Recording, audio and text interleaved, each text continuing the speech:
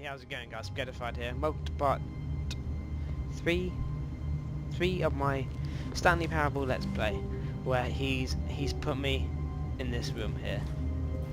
Well, this is the same starting room, just a different. All of his co-workers were gone. What could it mean? What? Stanley decided to Never go to the this meeting room. Perhaps he had simply missed a memo. What? What? This? Is there a new start every time you do something or something? Stanley went around touching every little thing in the office, but it didn't make a single difference, nor did it advance the story in any way. Well, it might do. I'm just trying to avoid what you're telling me to do, to be fair. Whoa! Welcome to the white... Wow.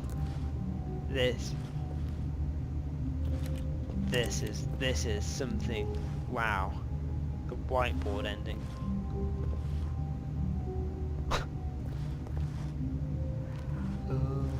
I'm so glad I did that one.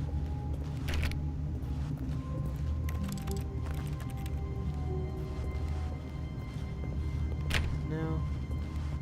Okay, let's move. When Stanley came to a set of 2 open doors, he entered the door on his left. Fine, let's go your way.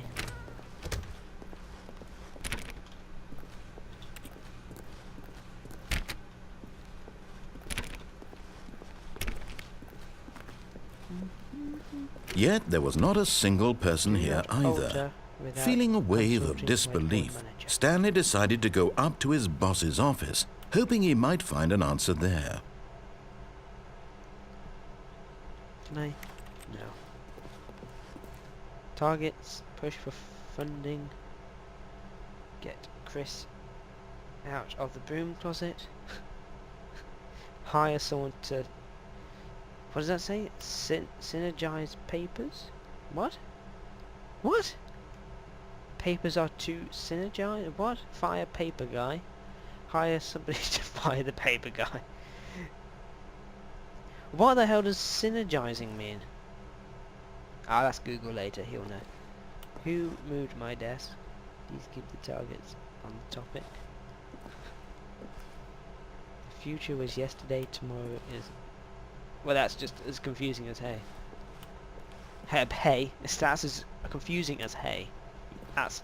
Hay just baffles my mind, how it's like all hayy and yellowy and straight.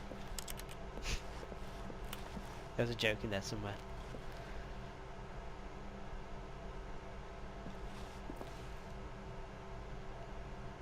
The deaf sport? What's the deaf sport? Hunger Games?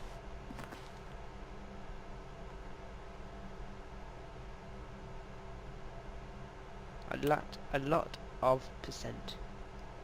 Good. Good. That's probably what I'd put if I did a pie chart.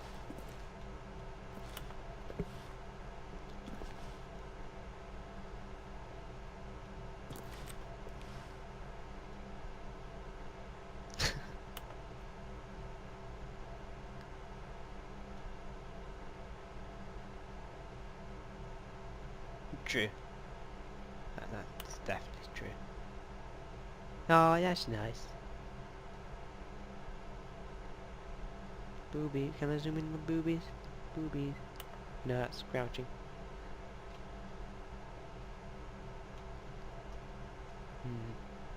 Okay, let's go. What's this room? Board. Okay, that's enough of this room. Wow, a broom closet.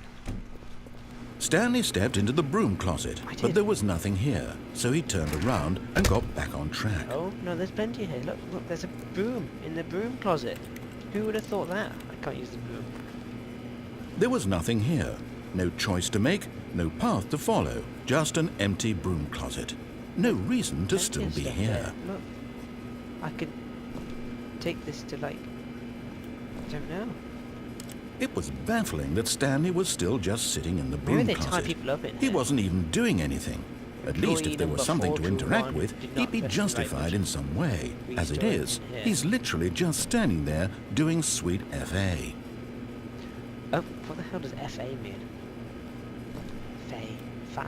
Are you really still in the broom closet? Standing around doing nothing? Why? No, I'm trying to Please offer me some means. explanation here. I'm genuinely confused.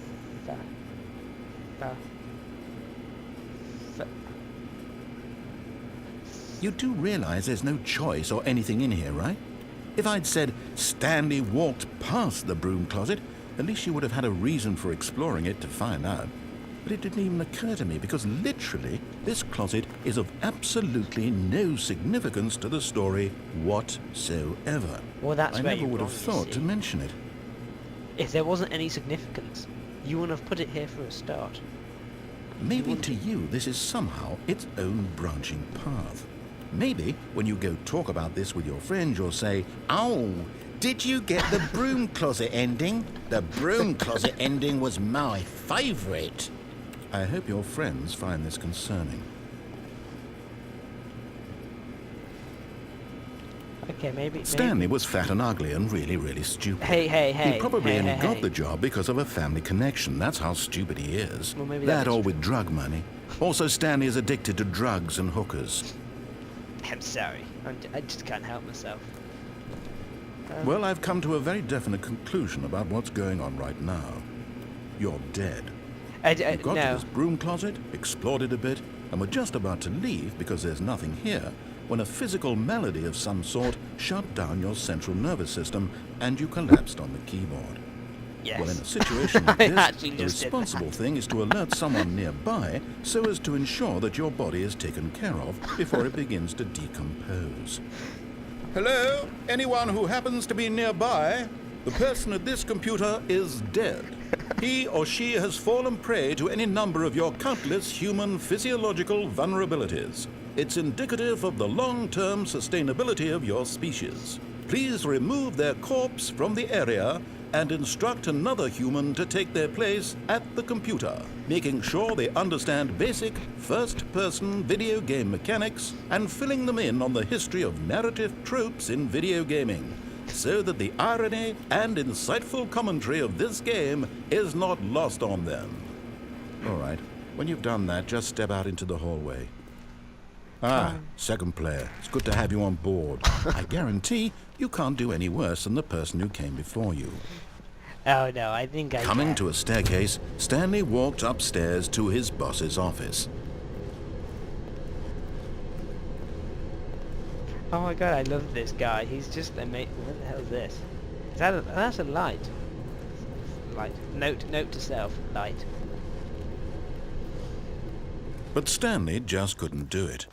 He considered the possibility of facing his boss, admitting he had left his post during work hours. He might be fired for that. And in such a competitive economy, why had he taken that risk?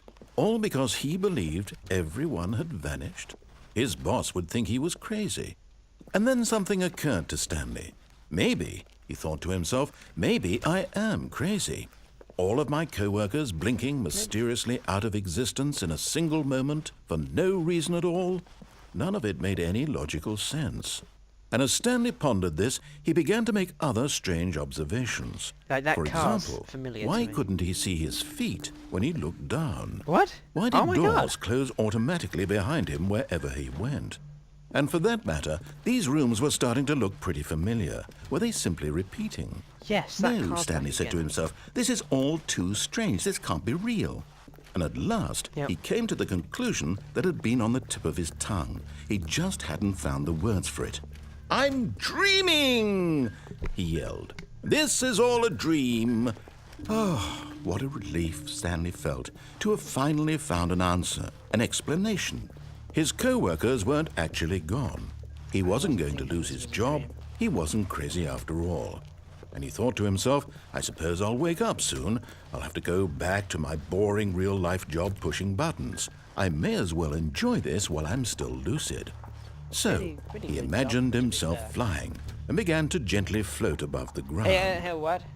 Then he imagined himself soaring through space on a magical starfield, and it too appeared. It was so much fun, and Stanley marveled that he had still not woken up. How was he remaining so lucid? And then perhaps the strangest question of them all entered Stanley's head. One he was amazed he hadn't asked himself sooner. Why is there a voice in my head dictating everything that I'm doing and thinking? Now the voice was describing itself, being considered by Stanley, who found it particularly strange. I'm dreaming about a voice describing me, thinking about how it's describing my thoughts, he thought. And while he thought it all very odd and wondered if this voice spoke to all people in their dreams, the truth was that, of course, this was not a dream. How could it be?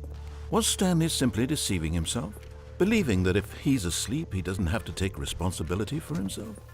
Stanley is as awake right now as he's ever been in his life. Now, hearing the voice speak these words was quite a shock to Stanley. After all, he knew for certain, beyond a doubt, that this was in fact a dream. Did the voice not see him float and make the magical stars just a moment ago? How else would the voice explain all that? This voice was a part of himself too. Surely, if he could just... He would prove it. He would prove that he was in control, that this was a dream. So he closed his eyes gently, and he invited himself to wake up. He felt the cool weight of the blanket on his skin, the press of the mattress on his back, the fresh air of a world outside this one. Let me wake up, he thought to himself. I'm through with this dream. I wish it to be over. Let me go back to my job. Let me continue pushing the buttons. Please, it's all I want. I want my apartment, and my wife, and my job. All I want is my life exactly the way it's always been. My life is normal. I am normal. Everything will be fine. I am okay. No, that was nice.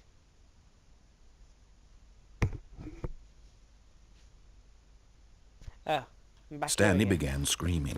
Please, someone, wake me up. My name is Stanley. I have a boss. I have an office. I am real. Please, just someone tell me I am real. I must be real. I must be. Can anyone hear my voice? Who am I? Who am I?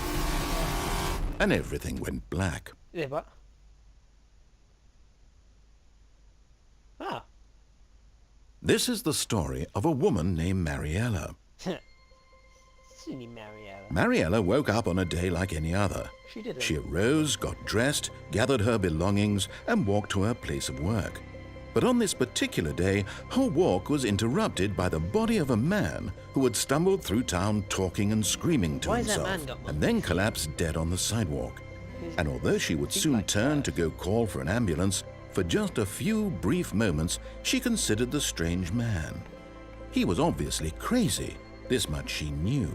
Everyone knows what crazy people look like. And in that moment, she thought to herself how lucky she was to be normal. I am sane. I am in control of my mind. I know what is real and what isn't. It was comforting to think this, and in a certain way, seeing this man made her feel better. But then she remembered the meeting she had scheduled for that day, the very important people whose impressions of her would affect her career, and by extension, the rest of her life. She had no time for this, so it was only a moment that she stood there, staring down at the body. And then she turned and ran. Screw you, man on the sidewalk. I don't have time for you. You may be dead and all, but I can't do much about that now, can I? Silly woman. Oh, back at the start again. Well, thanks for watching. Don't forget to comment, rate and subscribe, and I'll see you next time.